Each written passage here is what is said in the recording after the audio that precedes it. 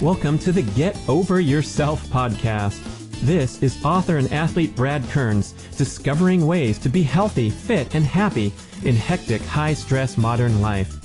So let's slow down and take a deep breath, take a cold plunge, and expertly balance that competitive intensity with an appreciation of the journey. That's the theme of the show. Here we go. The Get Over Yourself podcast is brought to you by Almost Heaven, beautiful compact home use sauna kits, ancestral supplements, grass-fed organ meats in a capsule, DNA Fit, genetic testing for custom diet and exercise recommendations, Integro Health, high-potency liquid probiotic called Flourish, Organifi, organic powdered superfoods, delicious green, gold, and red powders, Wild Idea Buffalo, sustainable, grass-fed, beyond organic, and check out the bradkearns.com/shop page. That's my personal selection of favorite products for health, fitness, and peak performance. And here we go with the show. You know, right things, wrong reasons. It's not my place to judge, but there's no character in that. Unfortunately, commercially, there are a lot of people who want to take advantage of sports that are not healthy and not disclose the risks of the things that they're selling you or you're buying. If your entire career was built on one race and it was your personality and it expressed like an artist, it was Dave's painting was the Ironman. He took a blank canvas and he made it his. And then he knows how it's going to end. With a quarter mile left, they're going to go up this little hill and he's going to push Mark over the edge and he's going to win. And just as he goes to do it, Mark does it. And can you imagine living with that the rest of your life? Hey, how about a backwards commercial? Are you ready? So, go to OrganifiShop.com and enter the discount code BRAD for 20% off your order. That's ORGANIFI shop.com. Why would I do something as silly as a backwards commercial? It's because I'm positive you have to try this stuff. Trust me, order some now. It's going to change your life. Organifi is an organic superfood supplement company. They're known for their greens. You take them when you travel, get all your nutrition. But I like their top secret Organifi Gold warm relaxation beverage. This is the single best tasting tea you will ever try in your life. So if you want something soothing, delicious, nutritious at the end of your busy, productive day, pour yourself a scoop of Organifi Gold. What's in there? Turmeric, the anti-inflammatory superstar, is the base. And then, listen to this, smooth coconut milk, cinnamon, ginger, lemon balm, and 2 super mushrooms. It's legit. It's delicious. Check it all out at OrganifiShop.com. And don't forget to put in B.rad for 20% off. Try Organifi Gold. If you're not totally satisfied, send it back to me, and I'll keep it. I'm here to introduce my old-time triathlon friend, sponsor, mentor, Scott Zagarino, a free-thinking, free-spirited, high-energy guy that had an incredible impact on the sport from the business side of things. He just dreamed up these amazing ventures and brought them to life, putting on some incredible, innovative races. He was the first guy to form a team of professional triathletes under one sponsor and one organization. That's actually how I came to know Mark Sisson, as Mark Sisson coached this triathlon team. So Zagarino was the guy behind the scenes, making things happen, advancing the growth of the sport internationally. Had all kinds of fun. And then he left the sport for a long time, just as I did, for a couple decades.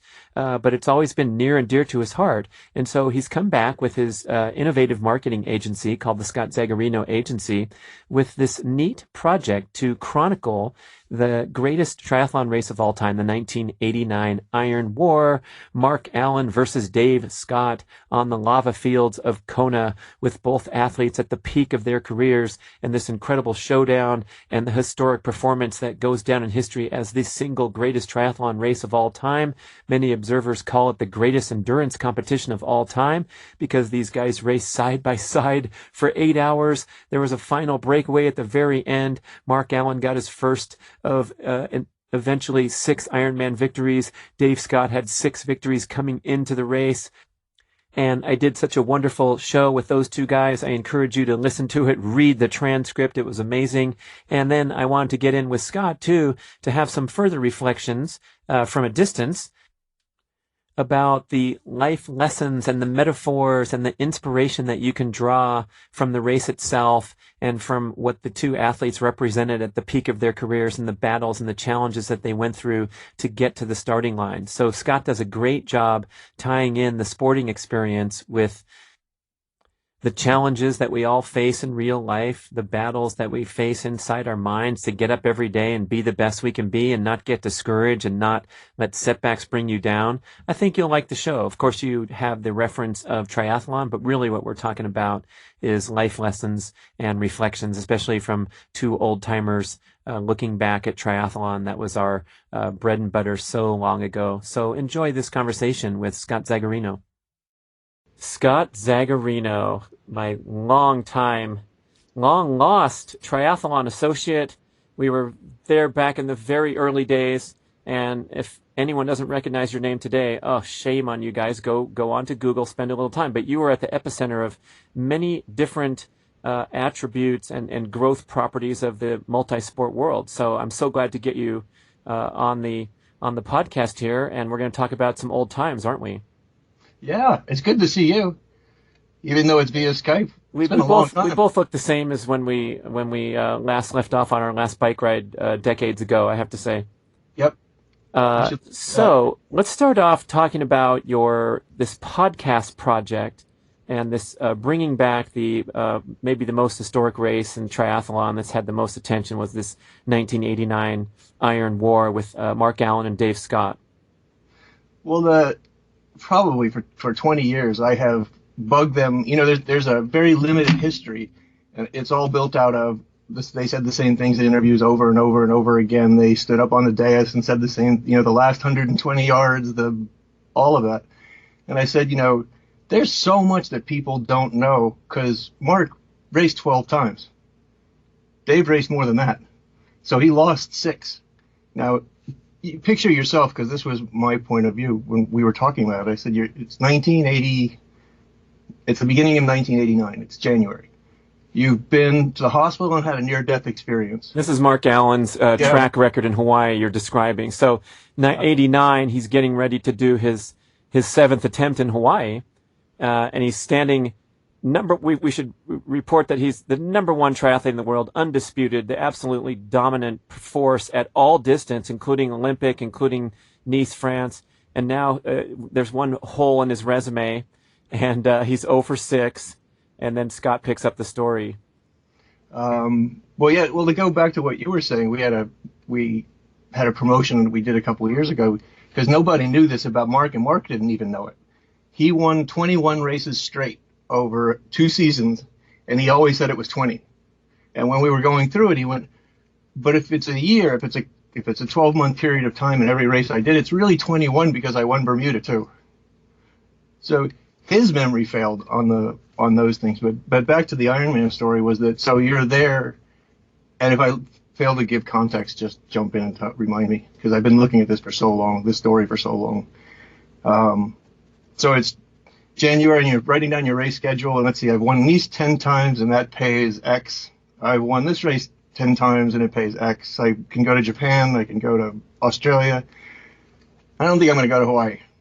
It's just not my race. I just don't really think I should. My family, my friends, my advisors are all against it.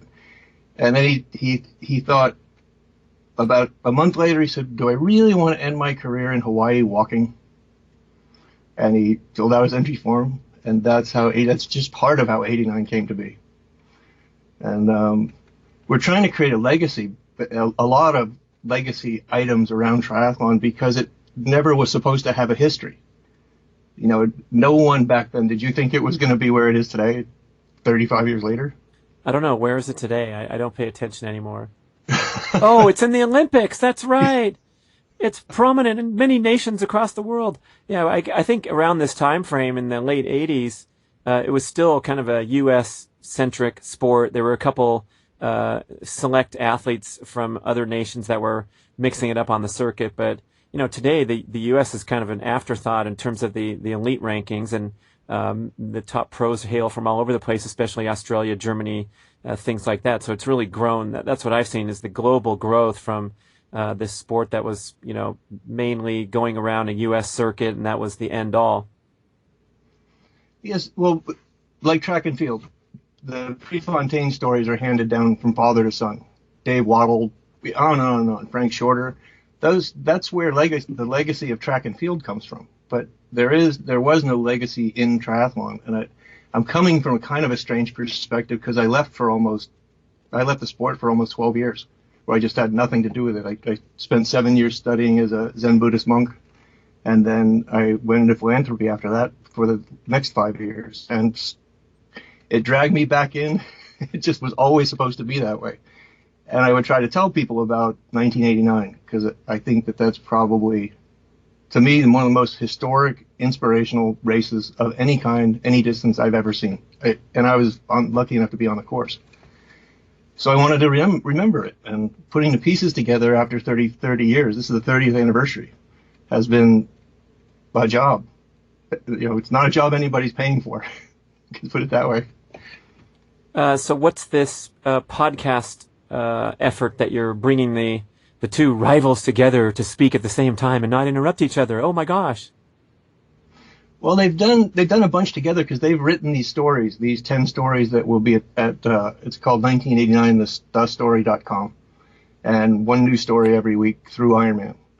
And what they've come to know each other better by collaborating this way, because they've been friendly. Over the years there was never any animosity there, but now they're remembering things that the other person is telling them that they didn't remember.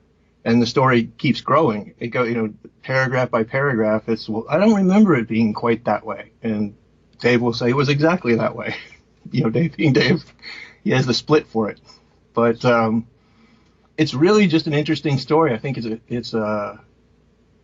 there's just never been anything like it that I've ever seen. And I don't think that people consider that, if not the longest, one of the longest records to stand, it was Mark's marathon in 1989. It took 27 years to break it. Well, apparently there's a little dispute about that because it's not really broken, because we're getting into geek zone for those of you who are borderline triathlon fans. You're going to be fascinated, and you're going to do some background research to pick up the slack here. But the split times were including of transition back in Mark and Dave's time. So they had a bike time and then they had a run time. They didn't have a 1 minute and 47 second change out time in the tent, which they do today. So, and of course they've changed the course so you can no longer compare the exact course records. But I think the big point that I want to get into, we'll get into it right now, is like, this is 30 years ago, Scott. And these guys they went 8:09 and 8:10 out on the lava fields in Hawaii.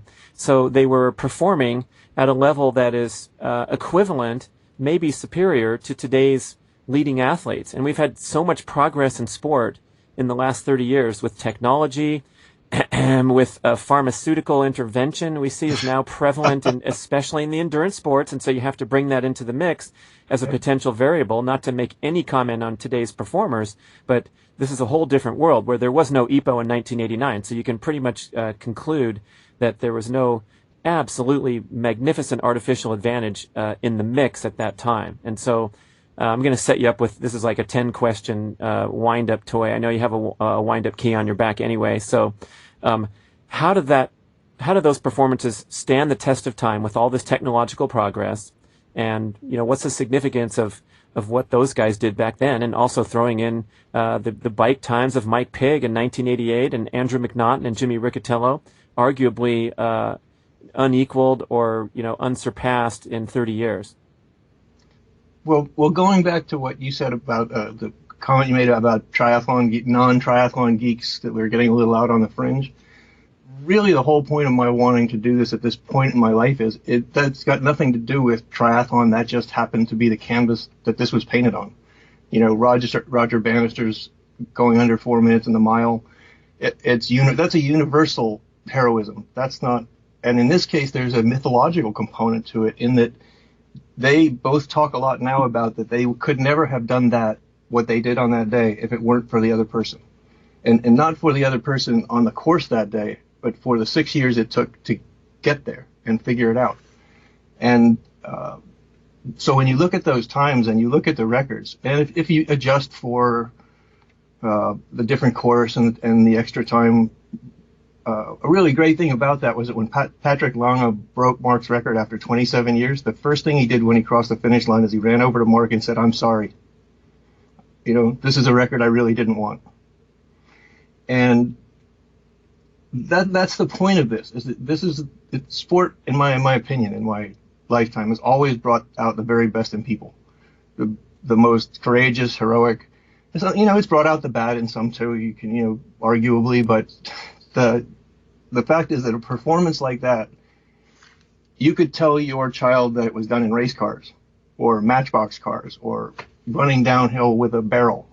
It doesn't matter. The way that it unfolded was the very best that human beings are capable of. They stayed right next to each other for all that time. I don't even want to be in a living room next to somebody that long, much less, in 110-degree heat out in Kona. You've been around it that long. Does it strike you as being that special, that it deserved a place in history outside of the few triathlon people who watch the videos? Yeah, that's very well said. A good point. And there was so much, backstory leading up to the showdown. On Mark Allen's side, you alluded to it a little bit, where here's this guy who's dominating the sport of triathlon all over the world, and then showing up at the biggest race and just crashing and burning and making mistakes, errors in pace calculation, the smartest and most shrewd strategic racer in the world, and just, getting so discouraged that he wasn't even going to sign up for the race. I didn't know that story, but it was amazing how much pressure was on his back for the duration of his career as the number one guy. It's kind of like, LeBron taking his team to the finals every year and then losing 7 years in a row instead of winning one here for the Heat and one for the Cavaliers. LeBron's legacy is slightly different now that he's bagged a few titles rather than continuing to go all the way and lose. But that was Mark Allen, and boy, that stuff weighs heavily on you when the sport is so small and there's so much significance to winning the Ironman. And so, man, carrying that burden on his back. Remember, you were probably involved in that Cheerio deal because you were involved in every triathlon deal for about a decade there. But he was on the cover of Wheaties, it's called Pro Grain Cereal, Ironman cereal. And here's this guy that's, has never won the Ironman, and now they're sticking him on a cereal box. It was like a historic moment for the entire sport to have an athlete on a cereal box. So that was his side. But I also want you to comment on where Dave was coming from at that point in his career, 1989, because he had struggled for quite some time with injuries, and there was some looking at the sunset of his career and a lot of speculation that maybe this guy had his day by that point. Well, that's you said about you were talking about LeBron and his legacy, and that's the disconnect, because nobody talks about Dave, Mark, and their legacy.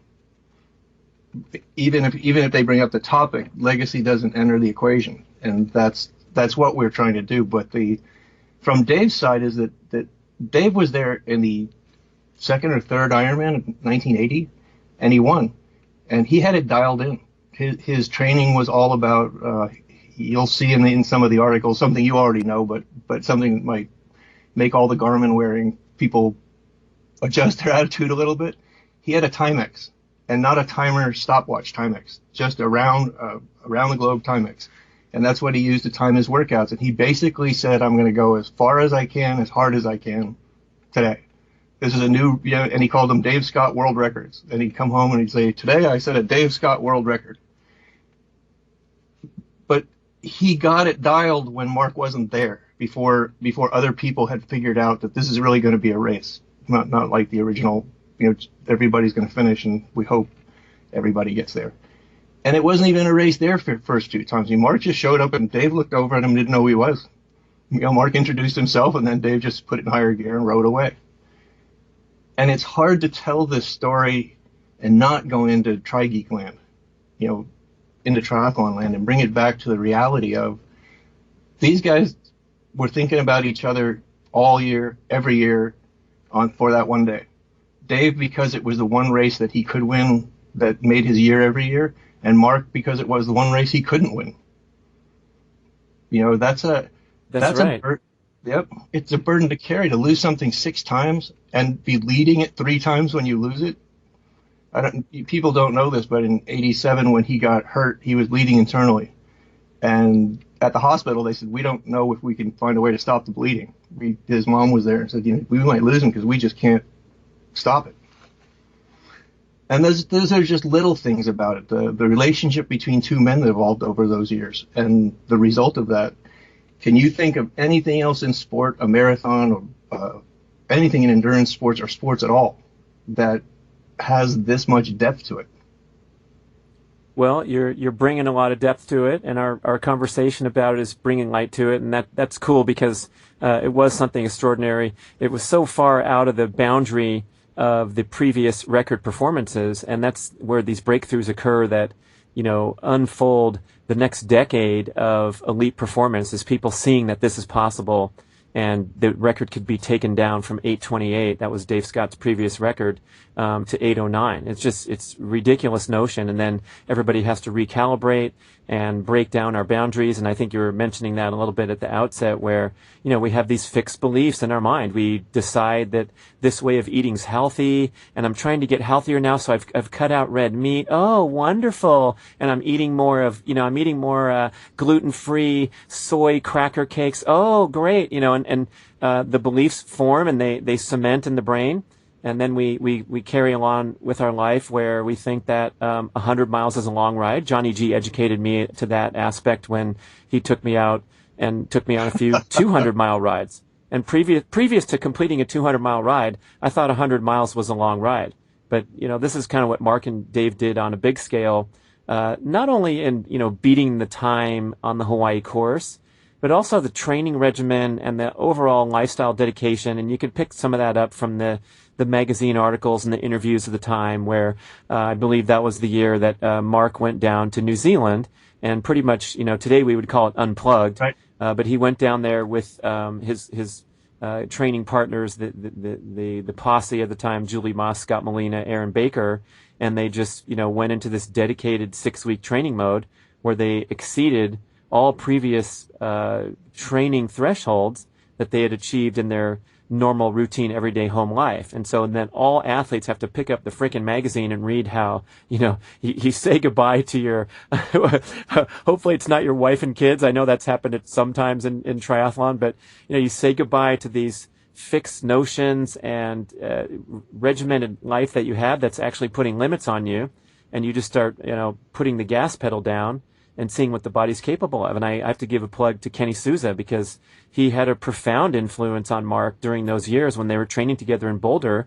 Because speaking of the Garmin people, this guy, he was the most unsophisticated and non-techie training human, but he was at the top of his world for many years too. And he would just go out there and effing hammer if he felt like doing it that day. And that was the end of his thought process. And, that helped Mark said that it helped open his eyes to being able to, hey, let's go for a 7-hour ride instead of a 5-hour ride and see what happens. Well, I think if there were a context, if I had a context for this, it would be for everybody who's listening now. It's that for anything to happen of any significance, first someone has to believe it's possible. So if everyone believes that the 4-minute mile is impossible, it'll never be broken. But as soon as the first person looks at it and says, I think I can do that, once it's possible, then someone will do it. But someone's got to make it possible first. And what you said about their training and how far they went and how hard they went, they were so far past.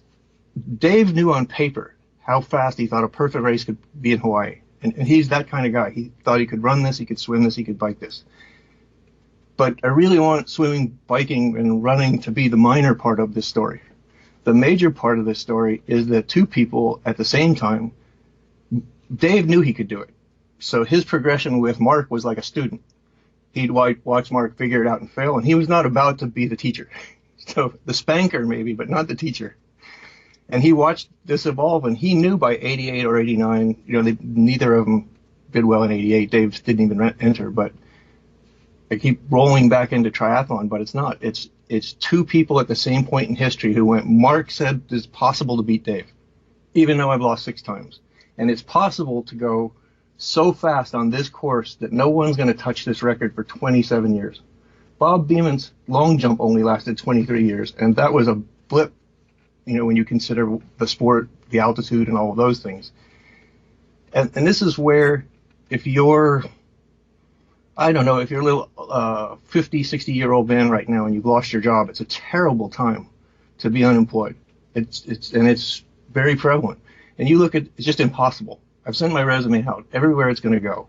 And you look at this story and say that 2 guys decided that it was possible to do something that's so difficult to complete, much less race, that that if you just hang in there and you just keep trying another way, that this is a story that can inspire you, because no one can argue with it. You can't say, oh, but they had this, or oh, but they had that.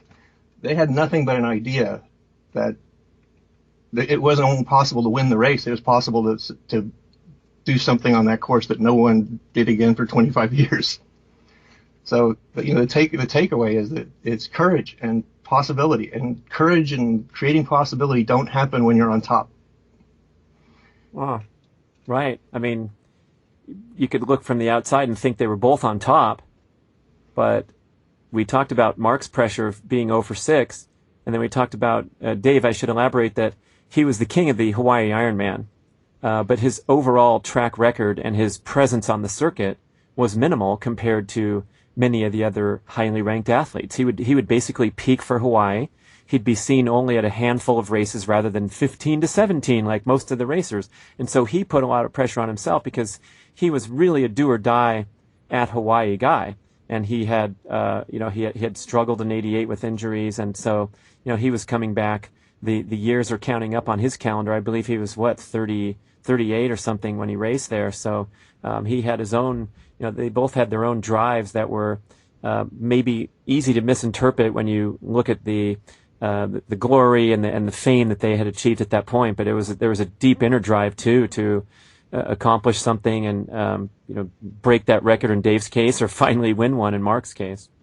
It is true, and what I think of the many things that go overlooked in this about these guys and this race is that if your entire career was built on one race and it was your personality and it expressed like an artist. It was Dave's painting was the Ironman. He took a blank canvas and he made it his. And then he knows how it's going to end. With a quarter mile left, they're going to go up this little hill and he's going to push Mark over the edge and he's going to win. And just as he goes to do it, Mark does it. And can you imagine living with that the rest of your life? That's what happened and that's how it happened. It was your plan and he took it away from you. And the point I wanted to make is that if you wanted to show your kids real character, Dave Scott had every reason to be bitter, to be angry, to feel bad about himself, to be depressed, to push to any limit when somebody takes something that dear away from you and takes it away that way. He never saw it as being taken away. And he's behaved with class and represented himself, his sport, his business, his family, in a way that I don't think would be possible for me if having a crushing experience like that. And then you have Mark, who's never gloated, who's never said, yeah, that's when I got him, or that's never tried to make Dave small. What he's always held to, and Dave too, is that if it was anybody else, it wouldn't have happened. And the fact that it ended that way is just how it ended. And I'd like to see my kid come home from losing a baseball game with that attitude. Right. We talk about the importance of the process and the journey, and that's vastly more important than the end result. But it's so hard to embody that in real life when you were Zuckerberg's college roommate that had the idea for Facebook, and then he took it and became a billionaire. Like, remember the Larry David movie? What was it called? Where he was, his partner kicked him out. It was John Hamm, 20 years ago, and then the John Hamm becomes a billionaire, and Larry David just regretting this whole thing where he had $5,000 to split ways on this startup company. But it's as athletes too, man, we got our egos on the line. We try really hard. We put our heart and soul into it, and it's easy to get disappointed, discouraged, and even negative as the pattern continues, where you're not manifesting your dreams just as you envision them every time you take a nap. And so the people that can transcend that, I think those are the most powerful and well-adjusted athletes. I know we have examples of athletes who have won and picking up all the money and the accolades, but they're poorly adjusted to real life. And you see them in the news from crashing their Bentleys at 2 a.m. and whatever else they're doing to mix up, what seemingly is a highly successful person. So yeah, credit to those guys. Especially cool was, that was Dave's swan song, and he was out for a while. And then all of a sudden he appeared back on the starting line with his veins and his many attributes of his calf muscles visible when he was, what, Scott? Was it 42 when 40. he became runner-up at 42? Yep. I mean, that's one of the greatest athletic performances. If you want to go to the, the age group inspiration in any sport at the elite level, we have Tom Watson, who was one putt away from winning the British Open at 59. The greatest age-adjusted golf performance ever to be runner-up, 20 years past his prime. And then we have Dave coming back. At 42, he was runner-up, and then he raced again and took fifth when he was how old? I don't 45. Yeah, 46, something like that. I mean, that is stunning, especially when you consider the training regimen necessary to be anywhere in the top 20. It's ridiculous. Well, we've all known each other for 30 some odd years now, and so you get a little benefit of hindsight. And one thing Mark said always stuck with me. He goes, "You're never going to find anybody who won the Ironman who's well adjusted." and it's true. It's a monumental, as you've been saying, it's a monumental thing to bite off. Even it's just like you want to knock off Everest or something for the wrong reasons, do something hard for the wrong reasons. And there's a lot of that going around lately. So there's a part. Is that so, Scott? Are you looking out your window watching guys jump the waterfall so they can say they rode a class 6 and wiping out with the sirens coming next? Yeah, with 2 GoPros on their head so they can tell everybody back in Portland they ran this fall that's in my backyard. And for them that's the accomplishment. You sit around at dinner and you'll hear them talking behind you like, "I ran this thing once." Well, once doesn't mean anything. It means you got a picture. But, right things, wrong reasons. It's not my place to judge, but there's no character in that. There's no character in somebody dragging you up a mountain or, buying the best of everything so you can finish the Ironman in 17 hours and never do another one. And that's actually a thing that's happening, is they call it one and done.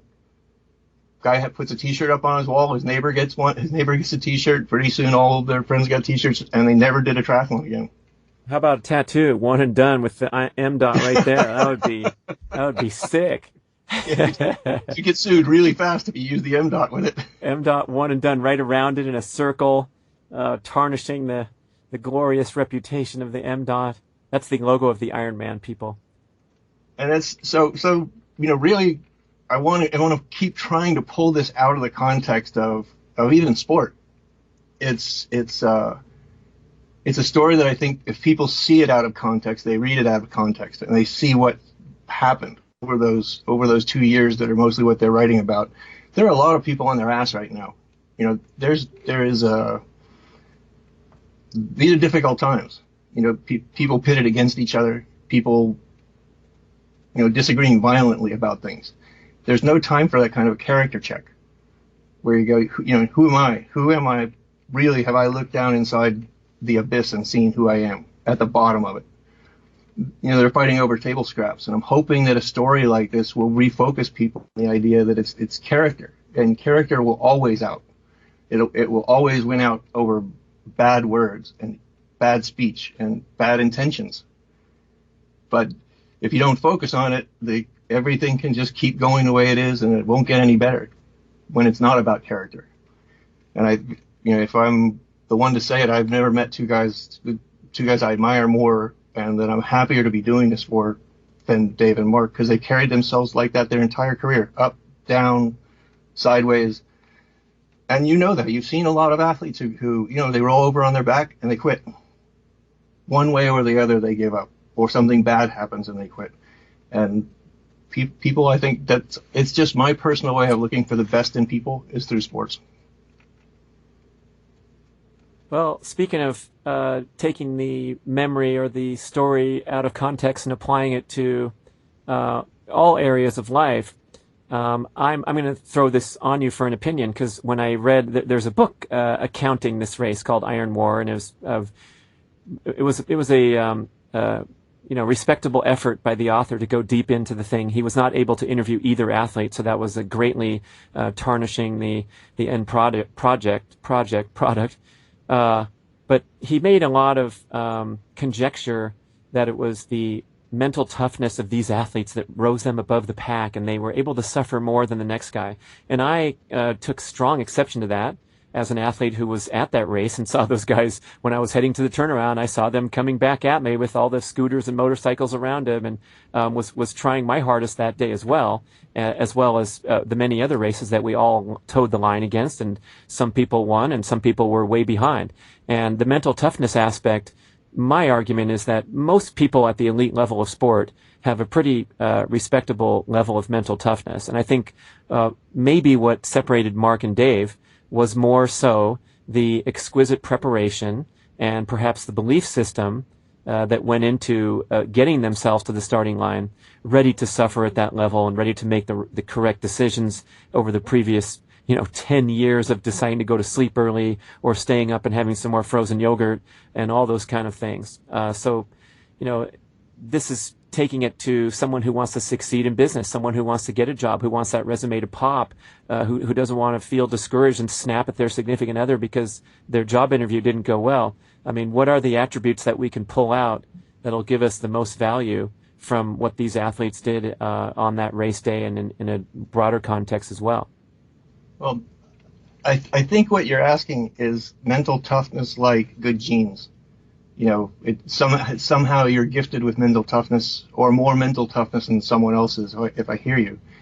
And I have a lot of friends that I've worked with who are in the teams, and they've made it through BUD/S, and they've been with the SEALs or some other special operations unit, very good friends of mine.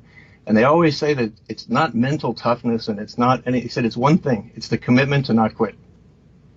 You make a commitment to yourself and you keep it, and no matter what happens, because it happened on that day, and it happens to everybody where you're sitting around in a bar and you're healthy and strong and fit, and the world is going your way, and you got some money in the bank and a nice house, and you talk about your commitment to doing this. Well, your house burns down, you lose your job, and everything starts going south. Now sit in the bar and tell me how committed you are. Because commitment only shows up, there's something from Goethe, and I'll paraphrase horribly, but he basically said that once you are committed, the earth moves in your favor, and nothing happens until you're committed. So it's you put your name on the line like Dave and Mark did. They signed up the entry form, said, "I am committed to winning this race."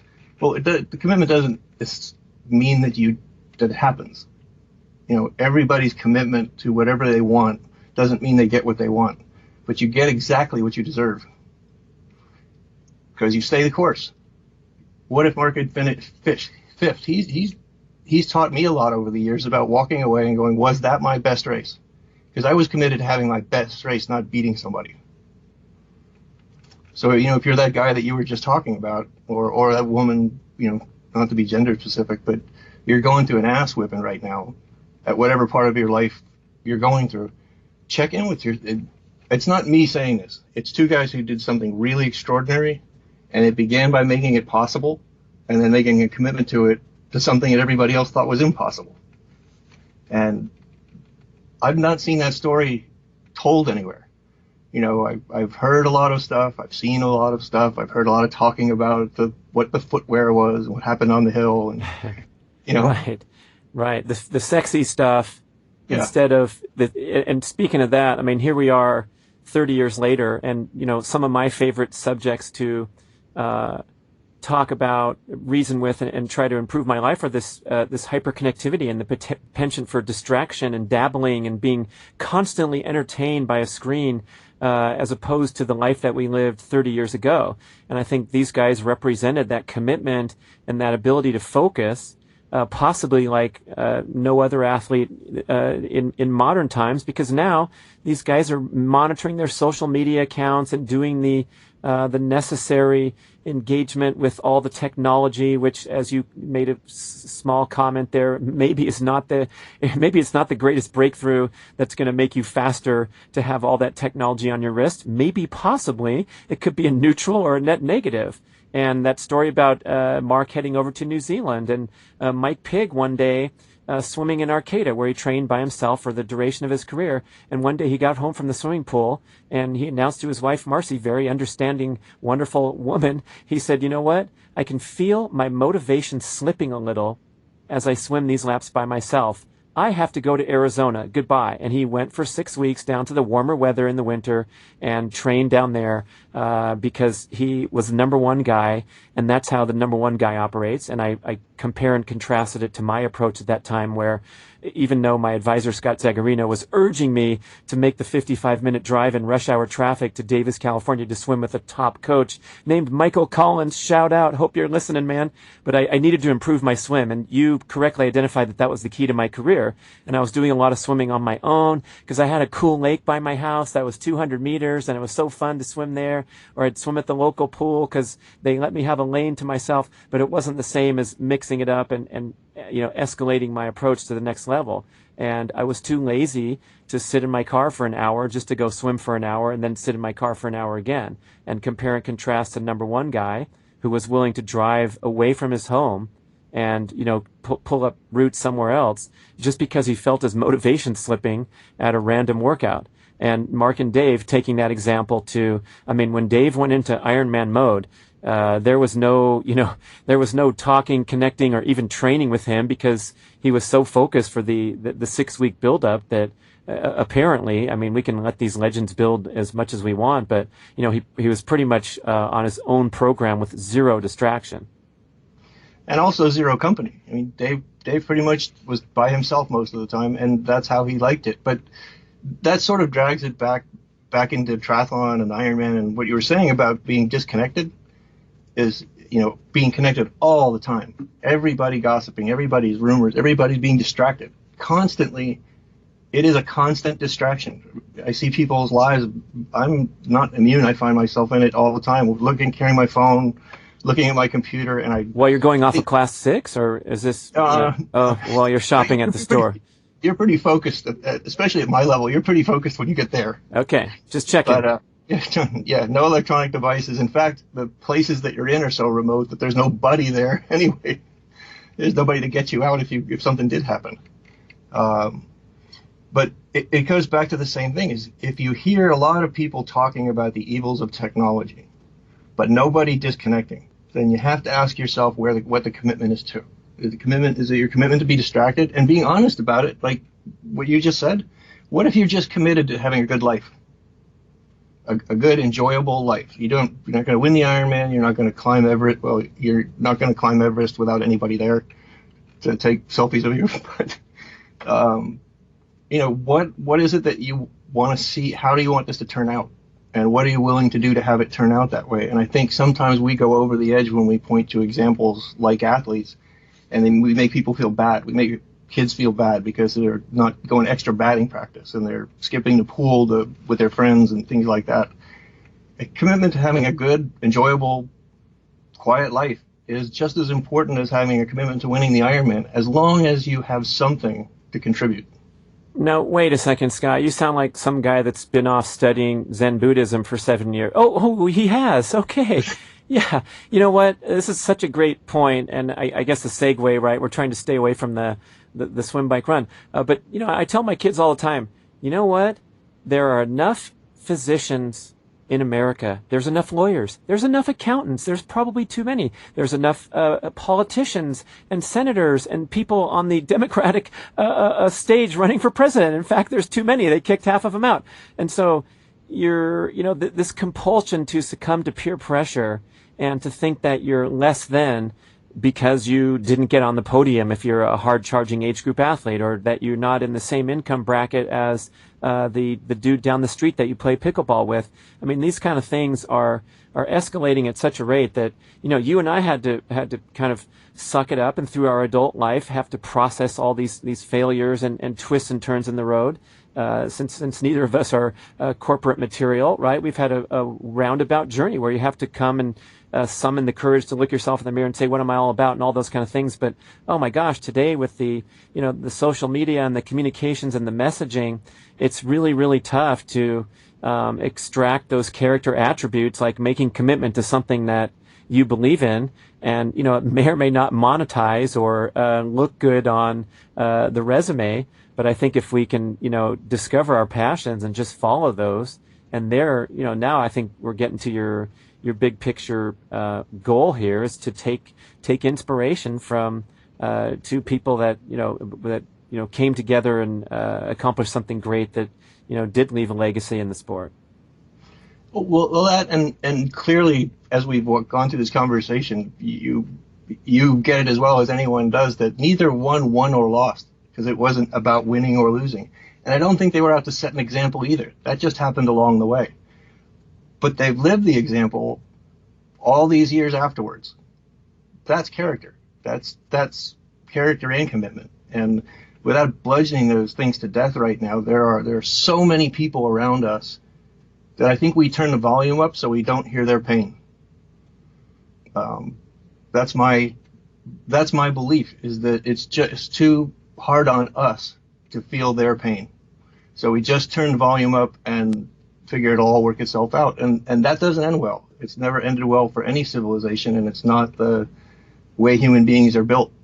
When you see people taking advantage of a hurricane in Puerto Rico, or taking advantage in any tragic situation like that, you got to step back and realize you're either part of the problem or part of the solution. And if your choice is informed by this event and what these two guys did, I think it's a pretty good way to be informed. I think it's probably better than anything that's coming through your iPod, your television set, your computer screen on a daily basis. It's informing your character. And I may be a little over the top with it, but if more people were doing it, I wouldn't probably feel so compelled. But as long as you've known me, it's been off chasing things with kids with AIDS and women without some opportunities. And we, over the time that we had our foundation, we raised about $8 million in 4 years with a staff of 3. And then operating for prostate cancer, or what do you? I started it with the Prostate Cancer Foundation, and then I was encouraged to build my own foundation. That was called the Sports Grants Foundation. And the idea was that we raised the money, and then we decided who got it. So it wasn't raising money that was going into a pot of the American Cancer Society, and $1 million didn't make a difference. We helped them to buy the ground for a thing called Camp Patriot. It's in Montana, where they bring returning vets in and they just let them live in the outdoors, learn those kinds of skills. We funded the purchase of the land for it. We funded scholarships for the last 107 special operations warriors who lost their life in combat, and their kids' education wasn't paid for. So there's a fund that exists with Special Operations Warrior Foundation that creates an annuity that funds all their college, no matter where they want to go, no matter how long they want to stay, clothes, books, everything. I think that was a thing worth doing. I think I look back on our roads and how windy they've been, and how sometimes they've been so hard because we chose that way. Sometimes I wonder if we chose them because they were hard, or just because they were hard. Well, tell me about that transition from you're deep in the athletic world as an entrepreneur as well as an athlete, and it's such a hard charging, intensely competitive environment. And then you report that you checked out you were away from the sport for 12 years, and 7 of them you were in you were in training. So tell me how that life transition went. That's very interesting for people that are deeply immersed in whatever it is, even if you're listening as an age group competitor or you have a really intense job that you're trying to balance some athletic goals with, and you got, zero free time and that kind of regimen. It seems like you were able to spin out of the routine, the rat race. I don't know. It started when I was a kid. I don't remember those years very well. I was a kid and I read The Art of Zen and Motorcycle Maintenance, and that started me down. There was just this big light that went on for me that went, there's more than this, and I'm not seeing it because I'm not seeing anything near the essence of things. I'm seeing things as they occur to me, and believe me, this was not my thought process at 12, 13 years old. But over time, it really nagged at me that I guess the easiest way to explain it is, the only thing you have to do is breathe. The rest of it you can make up on a blank sheet of paper. And it took 7 years, and the shorter version of that story is that what happens when you're ordained is you usually go, which is what happened for me at the end of 7 years, is that you go on to teach. And Suzuki Roshi once said, getting Zen to take hold in America is like trying to grow a tree out of a rock. A little discouraging, but I thought, if this is really supposed to be some form of understanding, that's what you studied all that time, then how come there's not a result of it? And I decided that the result of it wouldn't be teaching, and I took off my robes and went to work for a philanthropy, for a foundation, and said, this is how you actualize 7 years of sitting in silence. Not 7 years every day, but pretty close. And how much did that robe sell for on eBay? It was some record. Oh boy! Did you sell it? Yeah, I think a girl who had taken a weekend certification. Oh, I'm gonna get so bad here. I'm gonna get killed. Who had taken a weekend certification for yoga and claimed enlightenment bought the robes on eBay. Oh, precious. I mean, that would be a pretty cool thing to sell, actually. Like, this robe was on for 7 years on this guy, and he was totally committed. And you could put it in a plexiglass case and tell your visitors to your house, there, I bought this on eBay. Yeah. Yeah, I climbed Everest. Here's the truth, because I just spoke to my teacher yesterday, and we lost two monks to cancer, 2 female monks to cancer, and I was there to perform the service with the first one, and you're buried in your robes, but you're prepared for being cremated by the other monks. Nobody else in the room. So you take off her clothes, you put her robes on, you lay her out, and she's in a cardboard box. So that's where my robes go. That's, that they have to go there. It would be, I don't know, buying and selling robes. If that day comes, just put me in the box. Skip all the other stuff. Well, it comes complete with a cardboard box and a guy inside. Yes. What's this thing about enlightenment? Is that, and it's hard not to be a little cynical about it, because that's what everyone at some level in their spiritual growth wants enlightenment. They want to see things a different way. And Suzuki Roshi, who was one of the first teachers to come to America, finally blew up at a retreat in San Francisco when he'd only been here a couple of months. He goes, "You Americans, it's all enlightenment, enlightenment, enlightenment. How do you know if you get it, you're going to like it?" Wow. I didn't know monks were allowed to blow up. That's cool. Showing his true self. Oh my gosh. The stories of things that monks have done is, it's a very, very harsh existence. It is, for example, when Greta and my current wife, Greta, and I came to service one day, and there's a thing called a hiyasaku, and it's a long 6-foot stick that's round at the bottom and is flat at the top, and you sit facing the wall. And the head training monk comes around and he smacks you on the shoulders with it. Full speed. You can hear it swing right by your ear. And it makes a loud crack. What it really does is it loosens the muscles in your shoulders. But the first time she was sitting next to me and didn't know it was going to happen, she goes, "Oh my God, and they beat you?" Welcome. Yeah, there's millions of different traditions, but if you think about commitment, think about the monks who sat down in the middle of a square during the Vietnam War and set themselves on fire. that may have been a good thing. It may have been a bad thing, but it is you refuse to accept human suffering. And that's the vows that you take are called the Bodhisattva vows. And essentially they say that if there is a heaven or there is a place like that, that everyone goes through, and you're the last person. You can't go till everybody else is gone.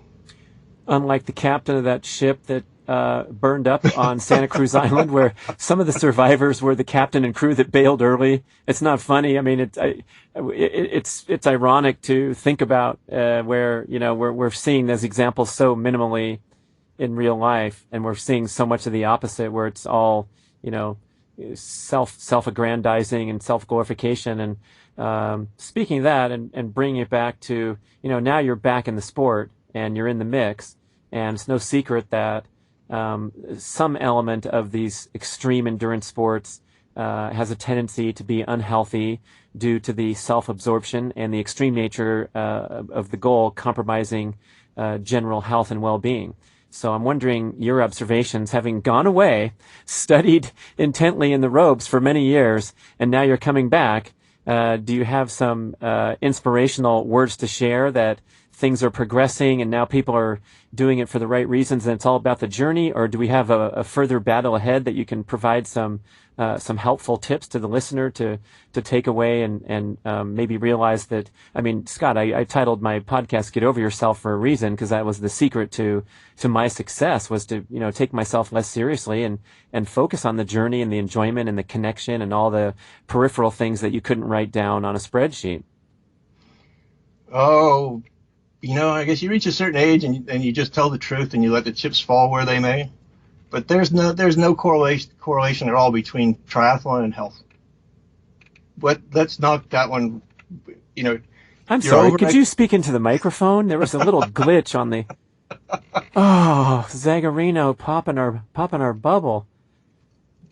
There is a challenge. I mean, there's a challenge. There's a whole bunch of stuff about triathlon and endurance sports in general, and even football today, because it's become so technically violent. There's nothing wrong with that if you accept the consequences of going in. But if you tell the story that I'm doing something healthy and good for myself, and I'm running 60 miles a week and riding 300 miles a week, ultimately to do an Ironman, eating more of stuff you shouldn't be eating because you need calories and this diet and that diet, there's nothing about that story that sounds beneficial to your health. But if you take it reasonably and you recover properly, and that was your commitment, was to do something like that, who am I to help people choose their goals? It's just to be honest when you're doing it. And unfortunately, commercially, there are a lot of people who want to take advantage of sports that are not healthy and not disclose the risks of the things that they're selling you or you're buying. And that was one of the things I loved about. I thought whitewater kayaking was like Zen in the water, because you are totally responsible for yourself. You have a team with you. If something goes wrong, and you got to trust them a lot. And it takes a long time to become part of that community. But you are on your own, and you accept all the consequences: concussions, drownings, broken bones. It dislocated my hip, resulting in a total hip replacement. Oof. But every person I've ever paddled with at a relatively high level has the same mindset as everybody else. I'm taking responsibility for this. If something goes wrong, it's on me. If I were doing it, saying, no, this is making me healthy, it's good for my muscles and it's good for myself to be out recreating here off a waterfall, it's a little sketchy. The story gets a little sketchy.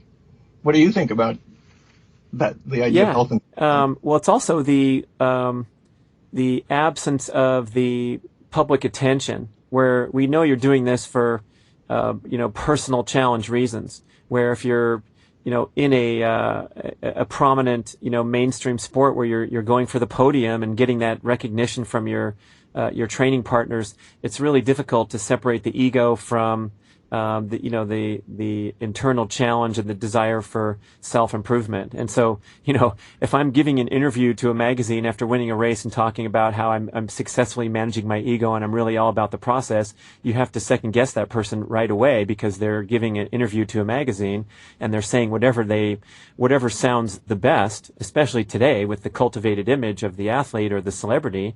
You're going to say anything that, that flies according to the the latest poll of what people are latest keywords. So when you're accepting that level of risk and you're going out there and there's not a lot of hands clapping for you, I think that keeps the sport pure. And the sports that have changed from pure to impure. I love that dichotomy and that dilemma that Alex Honnold faced when he was going to climb the wall. And they said, should we even film this shit? Or are we messing with, are we messing with art and perfection when the guy does it all by himself and emerges at the top? I love his quip. I don't know if this was on the video or on one of his interviews where he summited Half Dome. He free soloed Half Dome and he got to the top. And of course he had no gear. And when the rock climbers come with all the ropes and the backpack and they emerge over the top of Half Dome, all the tourists who hiked up there, they're like, whoa, trip out. This guy just climbed Half Dome with ropes and carabiners. And when Alex Honnold said when he got up there and he just pulled out his sandwich and started eating, everyone was looking at him like he was one of the people that had gone up the trail. And it was so funny because, to get that reception when you've just achieved one of the greatest things, the greatest achievements on earth. I think his climb of, El Cap was the single greatest athletic feat in the history of the world. And I put that Usain Bolt 100 meters and a few other ones close, but there's nothing like what that guy did because of the stakes. And like his friend said on the video, this is like going for the Olympic gold medal. And if you don't win, you die. And no athlete has ever faced that. I couldn't agree more. And I remember Jimmy Chin saying that it took him years of agonizing over whether to film it because he thought he was going to die. And he said, do I want to be remembered as the guy who shot him dying? And finally he had a really good answer for that, which was, if he believes he can do it, then I have to believe he can do it. And that goes back to it's sort of the thread I think that runs through Catching Up With You, is that we've lost that. I think we've lost part of that idea that we're all in this together, and all it takes is they said the making of a movement is always the second person,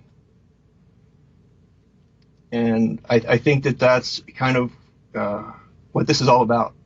Is I can't teach anybody anything, but I may be able to set a marker up that serves as a reminder that these are people that should be remembered. Alex Honnold, he should be remembered. That what he did should be remembered, because you may not be doing that thing, but it may be just as hard for you as that was for him. It may take just as much for you to do it as it does him to do it. I just was remembering Scott Molina said at the Ironman, he said, why would anybody want to do this if they weren't making money at it? It's a horrible way to spend the day. Whew. Telling it like it is. What a cool segue. We went right away from the triathlon, as you wished, into the rock climbing. So many interesting insights from Scott Zagarino. This show sponsored by Garmin. Track your exact mileage and the elevation gain of every single run that you do, and even works for kayaking. You have a great project there, Scott. Tell me some more details about how we can plug in to this remembrance that you're putting together. Every Thursday, so that we didn't roll it out like a Netflix series where all the episodes were up at once, couldn't be edited. Every Thursday until the week after Ironman, there'll be a new story. And there's videos with the story. There's an introduction to put each of the stories in context. But it's been one of the most interesting things I've ever seen is watching these guys get to know each other in a way they hadn't gotten to know each other. And I don't think either of them were actually aware of what they'd done till they got to talk about it themselves. They know what it was like to be there. They're the only two people in the world who know what it was like to be there. And they've never told anyone. And they live such different lifestyles that it's not like they were going out for beers and had a revelation. Oh my God. So you can get on every Thursday at 1989thestory.com. Tried to make it a really easy site. Wow, that wasn't taken by the fraternity that had the epic parties in 1989? Wow. Okay. I was shocked to hear. I was shocked. It was open. URL available. 1989. 1989. The numbers, right? Thestory.com. That's it. And there'll be a new one every Thursday till the week after Ironman, which is October 12th. Thanks, Scott Zagarino, for putting that together. We're going to go check it out. Thank you, Brad. Da, da, da, da, da, da, da, da, da. Thank you for listening to the show. We would love your feedback at getoveryourselfpodcast@gmail.com. And we would also love if you could leave a rating and a review on iTunes or wherever you listen to podcasts. I know it's a hassle. You have to go to desktop iTunes, click on the tab that says ratings and reviews, and then click to rate the show anywhere from 5 to 5 stars. And it really helps spread the word so more people can find the show and get over themselves, because they need to. Thanks for doing it.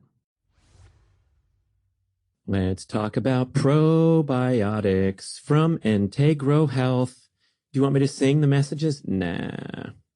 But probiotics are an extremely important concept. Hopefully you're all in on the values, the benefits of nourishing a healthy gut microbiome so you can flourish in life.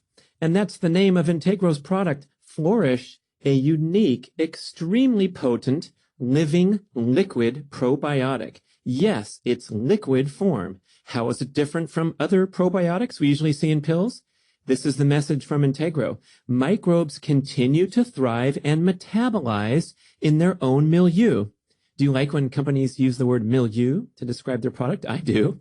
These include short-chain fatty acids, bioactive peptides, amino acids, enzymes, and minerals. The liquid base makes it acid stable, so microbes can survive the stomach environment and transit to the lower GI tract for integration to give you a healthy gut microbiome. There's 11 different strains in this thing, carefully hand-cultivated in the laboratory with precision to deliver 8 billion total CFU.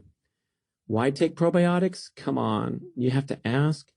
It's going to strengthen your immune function, reduce systemic inflammation, the root cause of all disease, improve digestion, promote bowel regularity, relieve gas and bloating, get you going again after illness or antibiotic use. That's me, because I first got this shipment the very day I returned home from a Mexican vacation and had a stomach illness once again. What a bummer. So sad, because I love going down south. But I needed to repair and return to action quickly. So I started guzzling this stuff and had a wonderful return to health. I'm a very enthusiastic user and will be over the long run because I need all the help I can get. I don't know about you. When we're talking about our routine usage of antibiotics, the stress we put on our system and in the environment every single day, I especially notice my gut health is compromised when I engage in overly intensive athletic training, have trouble recovering. My gut is the first thing to go. So this is my go-to product, the Flourish probiotic in liquid form.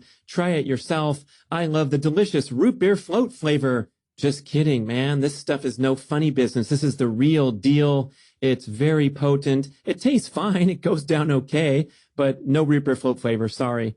Take it. You'll love it. Go look at integrohealth.com for more information and to order shipped directly to your door in its unique liquid form. Flourish!